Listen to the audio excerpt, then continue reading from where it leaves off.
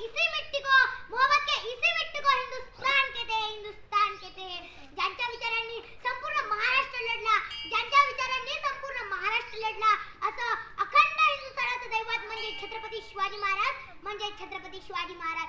32 वर्षाच्या वयामध्ये निधड्या छातीने मृत्यूशी झुंज देणारे छत्रपती संभाजी महाराज, छत्रपती संभाजी महाराज, ज्यांनी शिवरायाला घडवलं, वाढवलं व स्वराज्य निर्माण करण्याची प्रेरणा दिली, त्या राजमाता, राष्ट्रमाता मासाहेब जिजाऊ, मासाहेब जिजाऊ.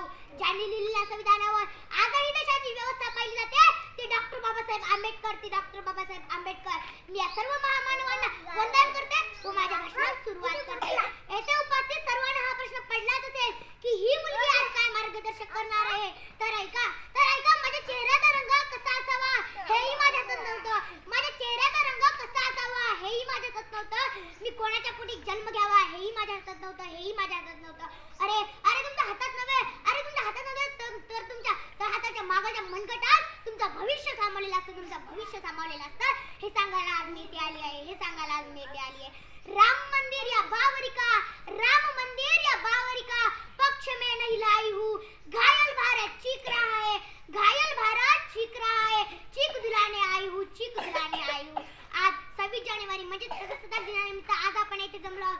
आज आपण हा दिवस इतक्या आनंदाने साजरा करतो कारण आपले जवान तिकडे सीमेवर, शत्रूंशी जीव धोक्यात घालून सामना करतात, 15 ऑगस्ट 1947 रोजी आपल्या भारताला स्वातंत्र्य मिळाले, पण ते स्वातंत्र्य संविधानाविषयी अपूर्व होते, आणि ते संविधान लिहायचे काम डॉक्टर बाबासाहेब आंबेडकरांनी केले होते, 26 जानेवारी 1949 रोजी आपल्या भारताला खऱ्या अर्थाने स्वातंत्र्य मिळाले, मजदूर को मजदूरी समझे,